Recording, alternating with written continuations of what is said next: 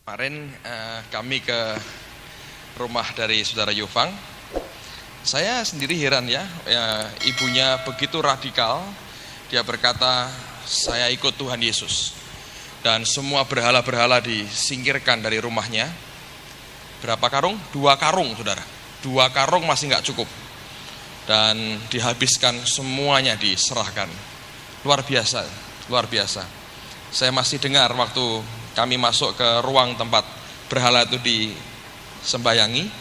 Saya masih dengar maminya berkata begini, saya sekarang ikut Tuhan Yesus, tidak mau nyembah lagi. Terus langsung diangkuti. Jadi dia deklarasi di depan berhala-berhala itu. Ada beberapa hal yang saya renungkan, saudara. Ini beberapa bulan, 1 bulan ini ada orang tua dari jemaat yang meninggal ya. Dan kebetulan keduanya dari background yang mirip sama. Saya perhatikan begini ya, makin orang itu terikat dengan penyembahan berhala, sebetulnya makin rumit sekali ketika menghadapi siklus hidup. Ya, dari saat lahir, kawin, terutama mati. Rumitnya luar biasa. Kalau Anda keluar pulau, ke daerah-daerah yang masih nyembah berhala, Anda akan tahu rumitnya ngatur pemakaman. Rumit luar biasa. Tapi yang membuat hati saya ini sebetulnya iba adalah ini, saudara. Bayangkan ya, mereka orang-orang yang seumur hidupnya taatnya luar biasa. Mau kerja cari hari, mau apa cari petunjuk, semua luar biasa. Ini model karismatik gitu kira-kira, saudara. Tidak langsung ngawur tapi semua dihitung. Hari apa mesti kemana, bagaimana cara sembayangnya, bungkuknya berapa kali, itu dihitung semua. Aturannya rumit, dari lahir, dari muda sampai tua, puluhan tahun, tiap hari setia semacam itu. Tapi kalau Anda perhatikan, kesetiaan sekian puluh tahun ternyata tidak cukup untuk bekal mati, saudara. Kenapa saya berkata tidak cukup untuk bekal mati? Nah, sudah mati itu masih perlu orang lain ngaturkan semuanya supaya dia enak hidupnya, ya toh? Letaknya, nanti nutup petinya jam berapa, dihitung sih. Lah nek keliru jame, semua puluhan tahun penyembahannya nggak ada gunanya. Betul nggak, saudara? Lalu nanti jam berapa nguburnya? Atau hari apa, matinya hari apa, nguburnya hari apa? Kalau sampai keliru, mereka berkata, wah ini kurang baik. Artinya puluhan tahun ngabdi gak ada gunanya karena kesalahan orang lain. Ini yang gak fair, saudara. Kalau orang dihakimi menurut perbuatannya, bagus. Nah, tapi kalau jenazahnya itu orang lain keliru, yang rugi yang mati, saudara, mana keadilannya? Coba renungkan ini sebagai orang terpelajar, mari kita renungkan ini. Nanti ini ngadepnya kemana? Naruh jenazahnya itu ngadepnya kemana? Anda bisa bayangkan itu? Rumitnya luar biasa. Rumit. Dan ternyata perlu duit juga katanya, kasih duit, kasih segala macam. Saya nggak ngerti, tapi saya iba sekali melihat sekian puluh tahun di jalan dalam hidup nggak cukup untuk bekal mati. Saudara bisa bayangkan itu jiwa yang terikat semacam itu. Jadi setiap kali saya melihat ada kematian, kalau melihat itu keluarga yang masih nyembah berhala, saya akan dalam hati saya berkata, kasihan. Puluhan tahun begitu taat, pada saat mati ternyata nggak cukup juga untuk bekal mati. Tergantung orang lain. Nah sekarang kalau matinya di tengah hutan, saudara, ayo, nggak ada yang ngubur, madepnya keliru, hidupnya baik terus, wah nggak baik, dicaplok nogo, lah cilaka, saudara, kalau gitu. Sama sekali tidak ada keadilan. Betul-betul hanya untuk mengikat manusia. Tapi lihat orang toh sampai hari ini mencoba bertahan dengan apa yang katanya diyakini sesuatu yang luar biasa. Dan kalau kita perhatikan semuanya, saya berkata itu betul-betul mengikat jiwa manusia. Dan saya bisa berkata, syukur aku ini percaya kepada Yesus Kristus. Bukan karena perbuatanku, tapi oleh karena perbuatan Dia, aku diselamatkan. Amen, saudara sekalian. Saya mau sampaikan hal ini. Saya sampaikan pada waktu pemberangkatan jenazah dari ayah saudara Yufang. Ini mungkin sesuatu yang baru buat saudara, tapi saya mau bagi pada hari ini. Karena yang bersaksi soal orang mati, mari kita ngomong soal orang mati, saudara. Ini bukan kebaktian pemakaman, saya tahu itu, tapi saya ingin memberikan suatu masukan baru buat roh kita. Dan saya berdoa supaya ini mencelikkan mata rohani kita. Saya sedang berdoa, ketika Tuhan mengajar saya ini, saya berkata ini luar biasa. Saudara, waktu malam sebelum dimakamkan, saya ke sana sore hari, kemudian ke rumah Pak Sugandi berdoa bersama-sama.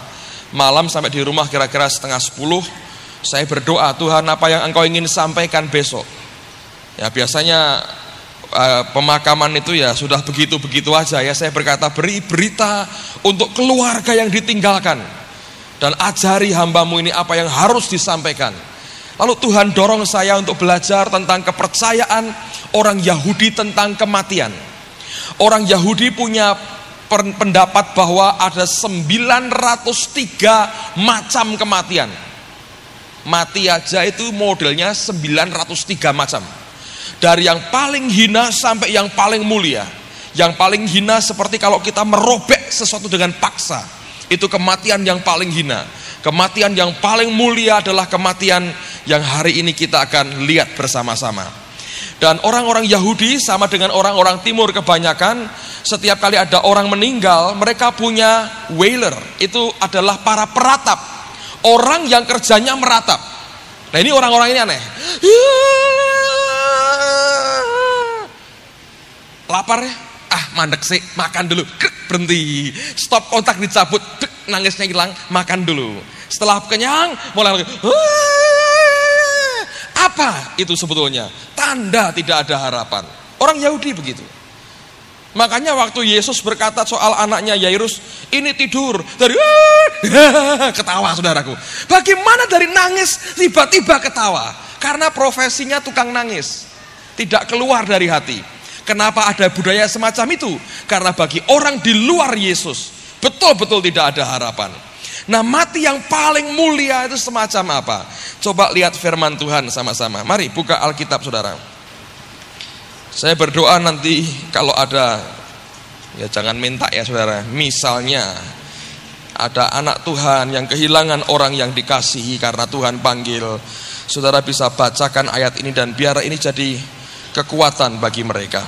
Mari kita buka firman Tuhan.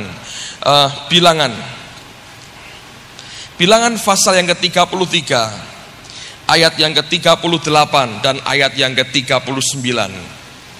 Bilangan pasal 33, ayat 38 dan 39. Saya sedang coba untuk membuat traktat dari materi ini untuk bahan penginjilan.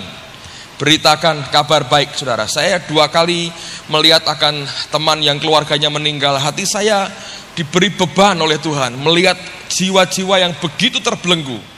Dan saya ingin supaya makin banyak anak-anak Tuhan yang dimerdekakan. Bilangan 33 ayat 38 dan 39. Ketika itu Imam Harun naik ke Gunung Hor sesuai dengan titah Tuhan. Dan di situ ia mati pada tahun ke-40 sesudah orang Israel keluar dari tanah Mesir. Pada bulan yang kelima, pada tanggal 1 bulan itu, Harun berumur 123 tahun ketika ia mati di Gunung Hor. Anda perhatikan bahwa Imam Harun naik ke Gunung Hor sesuai dengan titah Tuhan. Anda perhatikan kalimat itu, sesuai dengan titah Tuhan. Nah sekarang kita bandingkan dengan kitab Ulangan pasal yang ke-34. Ulangan pasal yang terakhir, pasal 34.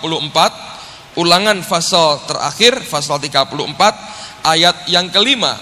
Ulangan pasal 34, ayat yang kelima. Alkitab berkata, lalu matilah Musa, hamba Tuhan itu di sana, di tanah Moab, sesuai dengan firman Tuhan.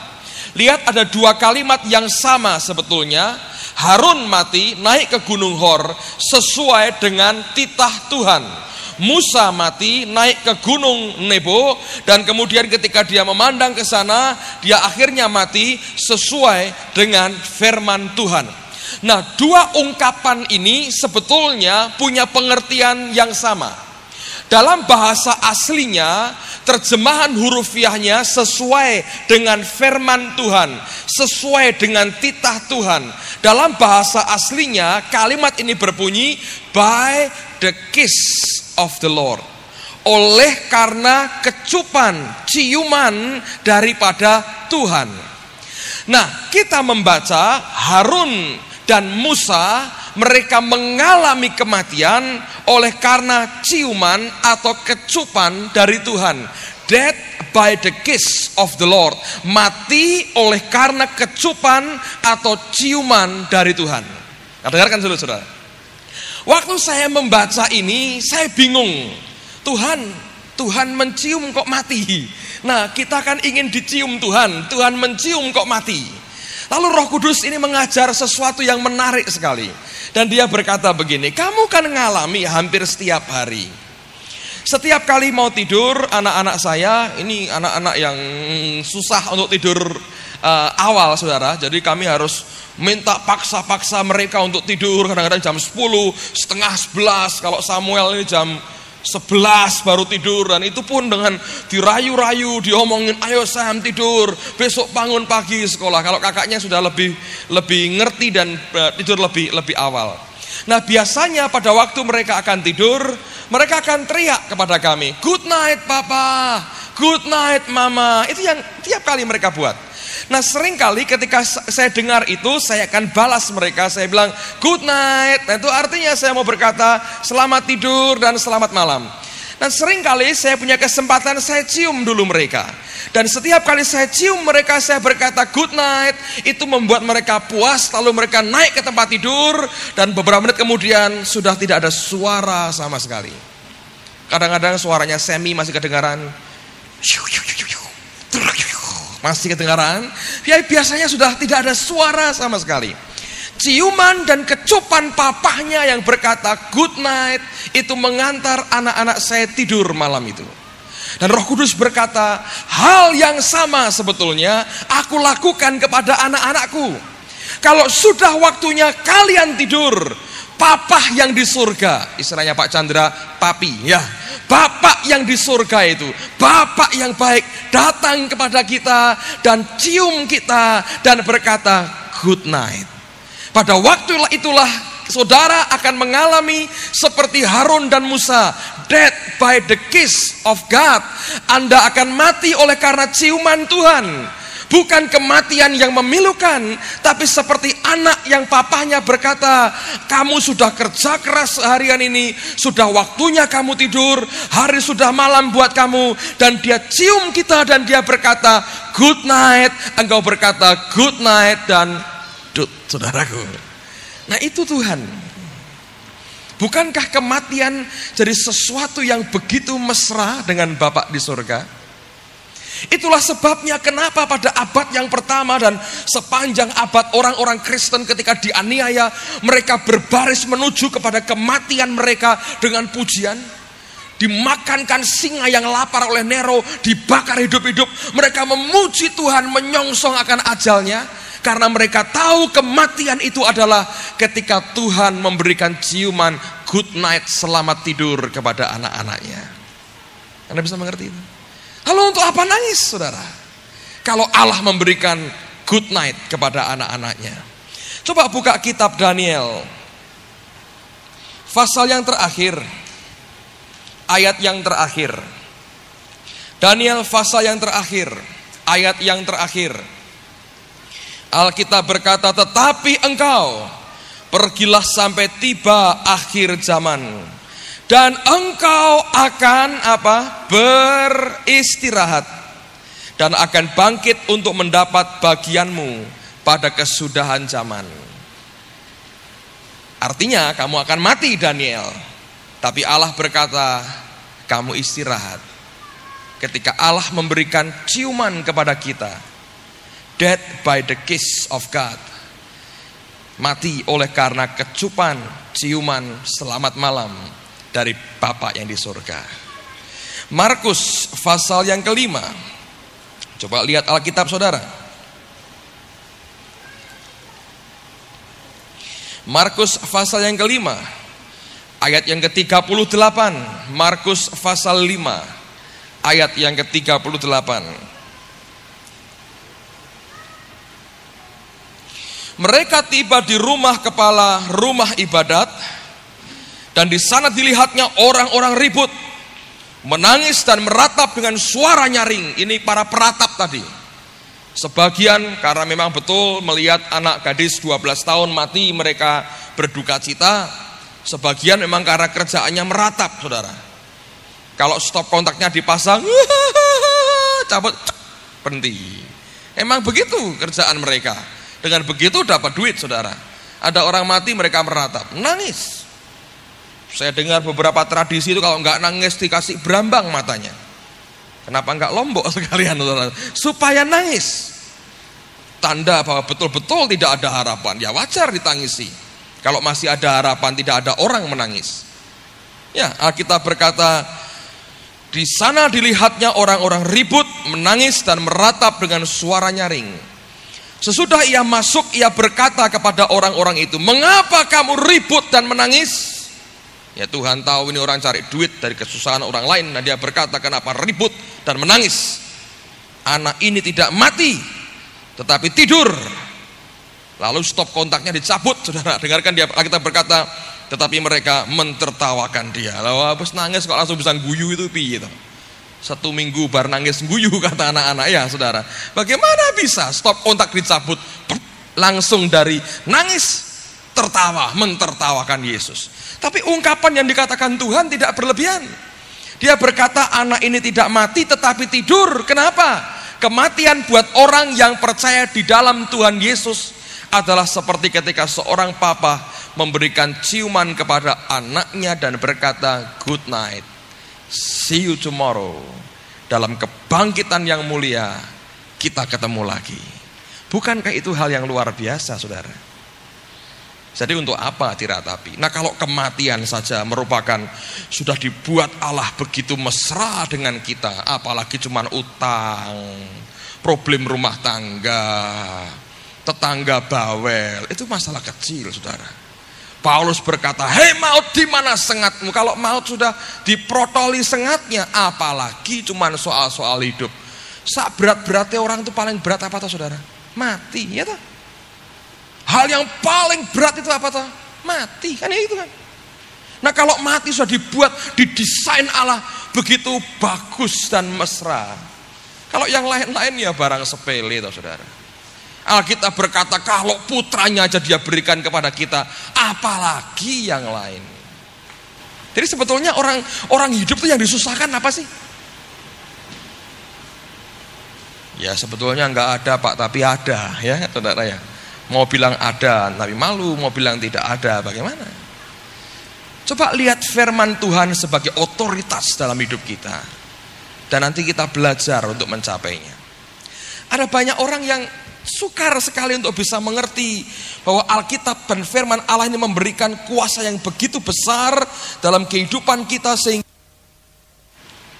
seharusnya setiap orang percaya tidak lagi melihat akan dirinya sendiri, tetapi melihat bahwa Allah yang disembah itu Allah yang luar biasa, dan apapun yang Tuhan berikan itu ya dan amin.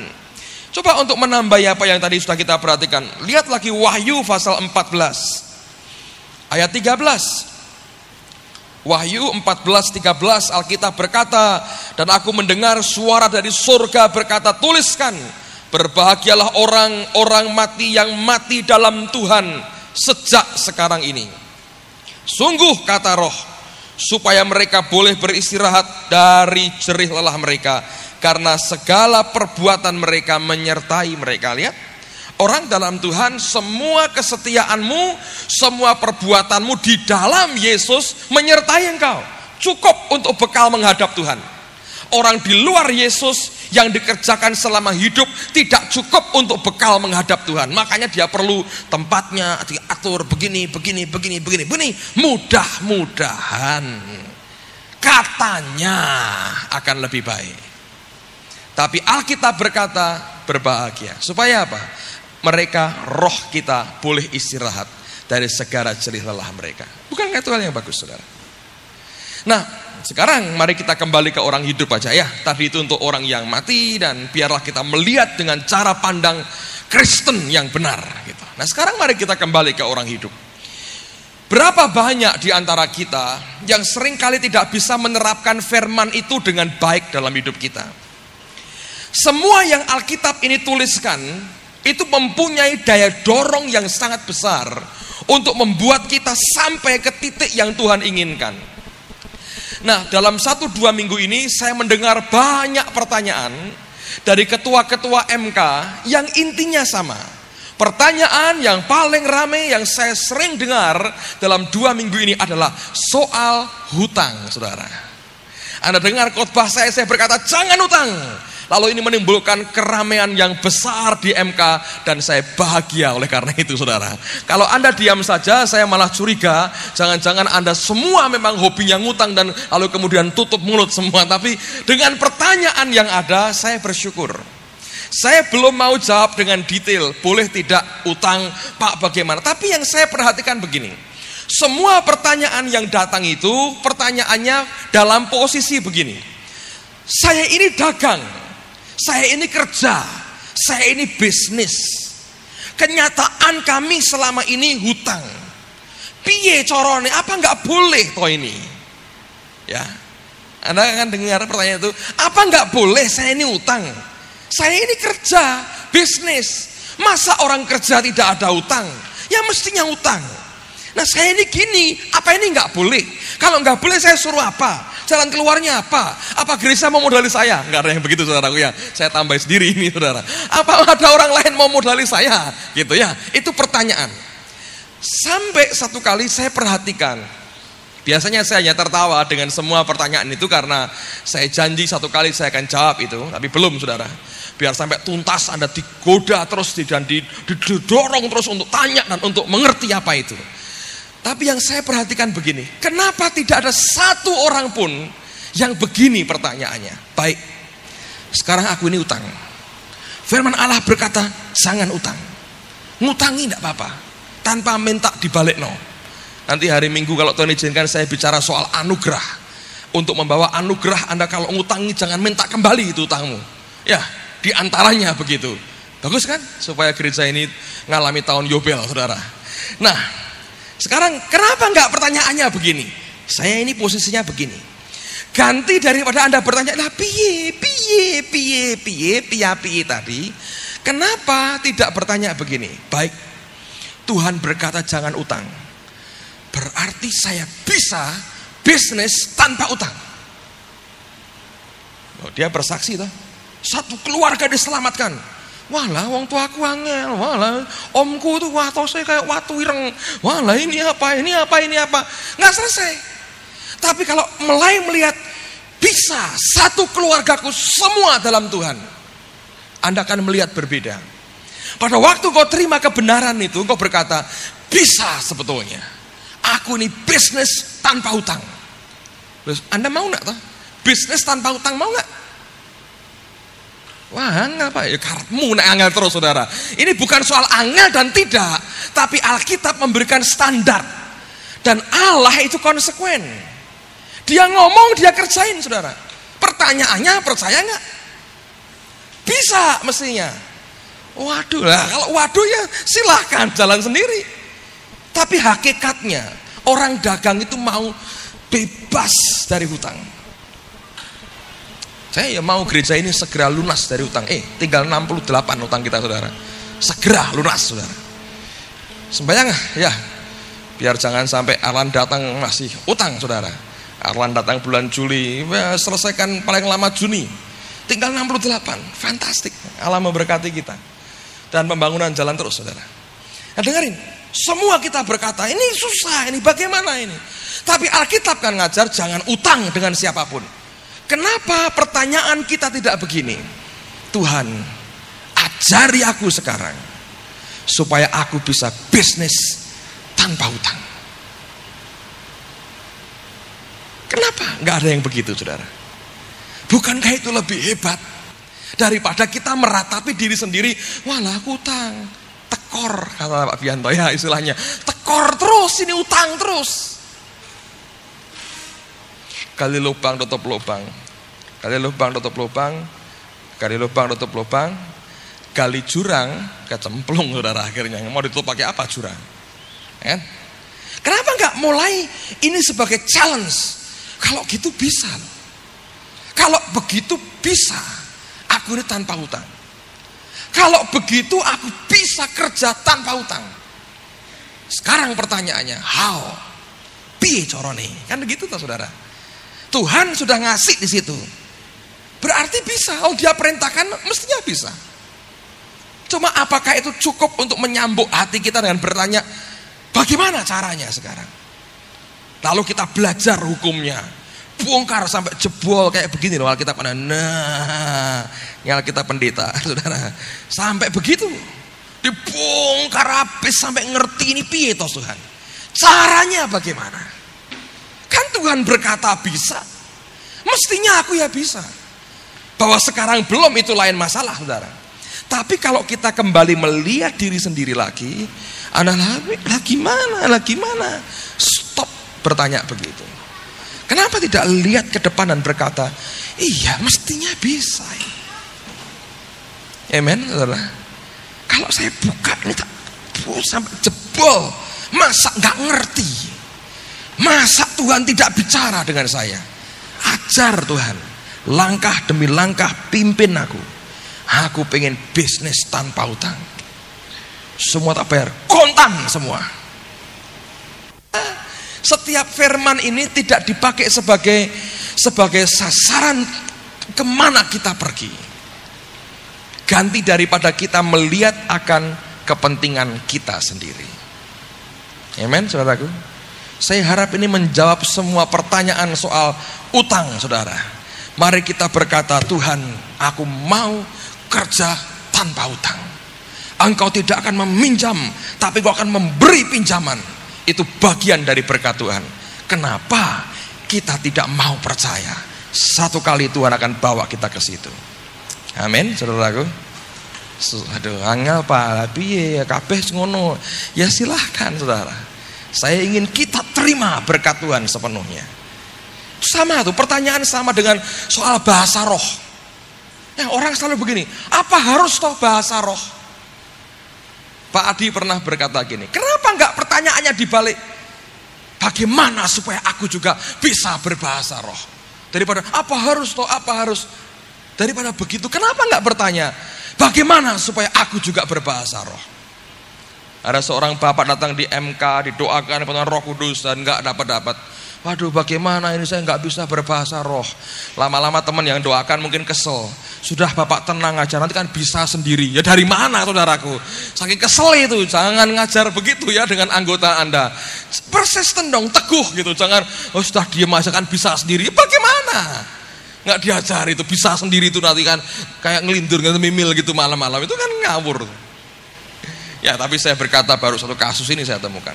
Dan puji Tuhan hari Minggu kemarin, waktu berdoa tiba-tiba dia penuh dengan Roh Kudus dan dia berbahasa roh. Mungkin kalau ketemu teman saya, lah tenang sendiri, bisa sendiri toh. Ya tidak, saudara, didoakan soalnya di depan. Tapi mari kita melihat dengan keteguhan hati, Alkitab ini memberikan perubahan nilai yang besar kepada setiap orang yang percaya kepadanya. Amen, saudaraku. Yang ketiga, saya ngomong 3 hal berbeda ini, saudara. Biarkan tidak apa-apa. Ini khotbah apa, Pak? Ya semaunya, keluar dari hati, saudara. Ya. Mari kita lihat firman Tuhan. Saya tidak terikat oleh apapun dan siapapun kecuali oleh Yesus yang mengasihi saya. Yesaya 65, saudara. Yesaya 65. Syukur saya enggak sekolah Alkitab. Kalau saya sekolah Alkitab, saya akan merasa berdosa. Kenapa saya khotbah melompat-lompat seperti ini? Puji Tuhan, saudara. Yesaya 65. Yesaya pasal yang ke-65. Oh, ada hal yang baik yang saya mau tunjukkan kepada saudara. Ayat yang ke-8, Yesaya 65, ayat yang ke-8. Beginilah firman Tuhan, seperti kata orang, jika pada tandan buah anggur masih terdapat airnya, jangan musnahkan itu, sebab di dalamnya masih ada berkat. Demikianlah aku akan bertindak oleh karena hamba-hambaku, yakni aku tidak akan memusnahkan sekaliannya. Aku akan membangkitkan keturunan dari Yakub dan orang yang mewarisi gunung-gunungku dari Yehuda. Orang-orang pilihanku akan mewarisinya dan hamba-hambaku akan tinggal di situ. Saron akan menjadi padang rumput bagi kambing domba dan lembah Akhor menjadi tempat pembaringan bagi lembu sapi untuk umatku yang mencari aku. Nah, yang luar biasa, dengarkan baik-baik. Saya bicara tentang kematian. Saya bicara tentang apa yang lampau, yang akan berakhir. Tentang firman Tuhan, apa yang di depan yang Tuhan beri. Sekarang saya bicara yang di tengah, tentang bagaimana kita percaya Allah akan membuat kita survive.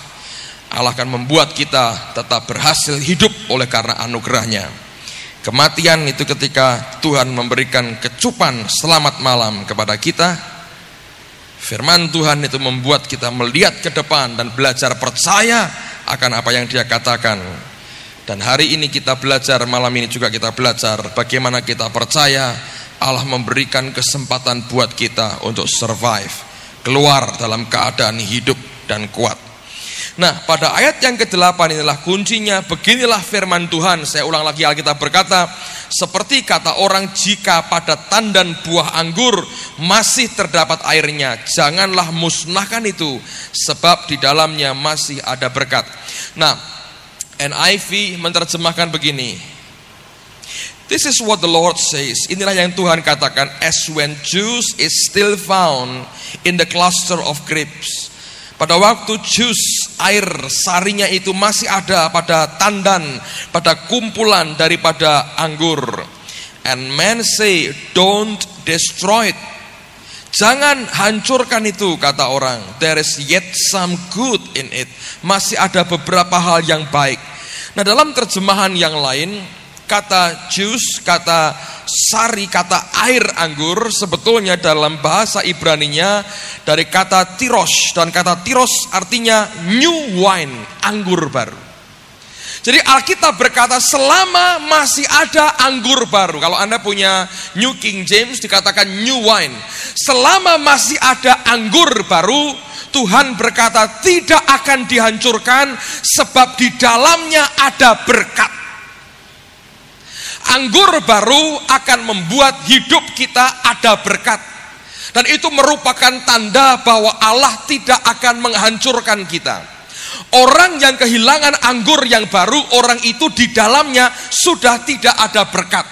Dan anggur baru itu adalah sesuatu yang dicurahkan roh Allah dalam kehidupan kita. Nah, apa yang kita alami bersama dengan Roh Kudus, kita mengalami kehidupan bersama dengan Dia, itu sesuatu yang luar biasa. Karena apa yang rohnya berikan, memberikan suatu anggur baru dalam hidup kita. Nah, Tuhan berkata selama ada new wine, ada tiros dalam hidup kita, ada anggur baru, orang akan berkata jangan dihancurkan. Kenapa? Karena ada berkat di situ. Saudara, engkau boleh berpengharapan kuat bahwa Allah akan membuat engkau makin kuat dan akhirnya keluar sebagai pemenang. Kalau engkau sadar masih ada anggur baru dalam hidupmu. Tapi kalau anggurnya sudah mulai hilang, tidak ada lagi kenikmatan dalam Tuhan, yang membuat engkau nikmat adalah orang lain atau keadaan yang lain. Dengarkan bahwa tidak ada berkat di dalam hidupmu. Yang membuat tidak mungkin ada penghancuran atas kehidupan kita adalah kalau Tuhan melihat ada anggur baru di dalamnya, dan ada berarti masih ada berkat. Itu berarti setiap kali Allah memberikan anggur baru kepada kita, semua yang berupa pemberian Allah lewat rohnya itu juga merupakan sesuatu yang dimana Dia memberikan berkatnya dalam kehidupan kita. Selama ada new wine, ada anggur baru, saudara, ada berkat di dalamnya. Tapi untuk bisa menampung anggur yang baru, Tuhan berkata engkau perlu kirbat yang baru. Itulah sebabnya hidup kita setiap hari harus diperbarui. Kalau hidupmu berhenti diperbaharui, maka berhenti juga anggur baru diberikan dalam hidup kita. Ketika anggur barunya berhenti diberikan dalam hidup kita, maka berkatnya juga terhenti dalam kehidupan kita. Amen, saudaraku. Selama ada anggur baru, relax, saudara. Tuhan berkata, bahkan orang berkata, don't destroy it, jangan dihancurkan itu. Sebab tirosnya masih ada, new wine-nya masih ada di tengah-tengah kita. Selama masih ada anggur baru, relax. Engkau boleh ngalami tempaan apapun, anggur baru membuat engkau terus jatuh cinta dengan Tuhan, dan engkau makin mabuk dengan Allah. Mabuk cinta dengan Tuhan. Engkau boleh mengalami semuanya, tapi engkau berkata, ini membuat hatiku tambah dekat dan tambah cinta dengan Tuhan. Saya beritahu, relax. Orang akan berkata, don't destroy it, jangan dihancurkan. Saudara punya perusahaan, engkau punya usaha, sedang goncang seperti apa. Tapi kalau itu membuat engkau mabuk dengan Tuhan, engkau makin cinta gila-gilaan dengan Dia, relax, saudara. Orang berkata, don't destroy it, jangan dihancurkan. Tapi yang bahaya adalah kalau saudara mulai mengalami keruntuhan, mulai goyang, hidupmu, usahamu, kerjaanmu mulai goyang, hatimu juga makin jauh dari Tuhan. Hati-hati, karena tanpa anggur baru, tanpa new wine itu akan dihabisi, saudara. Siapa yang menghabisi? Bukan Tuhan, manusia. Selama masih ada anggur baru yang membuat tanpa engkau buat-buat, tapi dengan spontan hidupmu tambah gila-gilaan dengan Tuhan, engkau jatuh cinta dengan Dia, Tuhan, orang berkata, jangan dihancurkan itu. Saudara akan melihat keajaiban dan kebaikan Tuhan dalam hidup kita. Makanya ya, kalau orang Kristen punya persoalan lalu kemudian melihat dirinya lagi, engkau sedang membuang anggur baru. Tapi setiap kali ada apapun kau memandang ke Dia, Dia akan berikan anggur yang baru. Engkau akan dibuat jatuh cinta dengan Dia. Engkau akan terpikat dengan Dia habis-habisan. Hatimu hanya tertuju ke Dia. Engkau menjerit, engkau rindu akan Dia makin kuat. Di tengah-tengah saudara mengalami kesulitan, orang akan berkata, jangan dihancurkan. Amin, saudaraku. Ingat, yang kematian untuk yang lalu Tuhan selesaikan. Yang ke depan Tuhan beri. Yang hari ini engkau perlu anggur baru.